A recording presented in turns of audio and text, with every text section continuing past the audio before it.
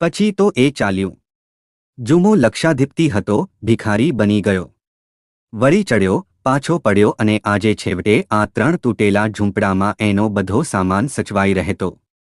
એકમાં વેણું બંધાતો, વચ્ચે બારણું હતું, તેમાંથી શેઠ ને નોકર આખો દિવસ એકબીજાની સામે જોઈને બેસી રહેતા અને ત્રીજા ઝૂંપડામાં ઘાસ ભરાતું. અનેક મિત્રો આવ્યા, ગયા, મળ્યા અને ટળ્યા.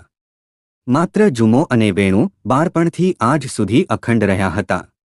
આજ સુધી હવે વેણુની પીઠ ઉપર મોટી મોટી મસક ભરીને જુમો સવારના 5 વાગ્યામાં નીકળતો.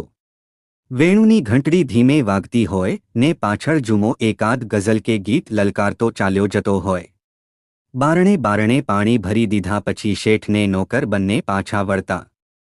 જુમાએ 1 પૈસાના ગાજર કે બહુ તો ટમેટા કે ભાજી પોતાના શાક માટે અને બત ભરીને ગદબ જેને વેણુ પાછળથી ખાતો આવતો હોય પાડા માટે લીધા.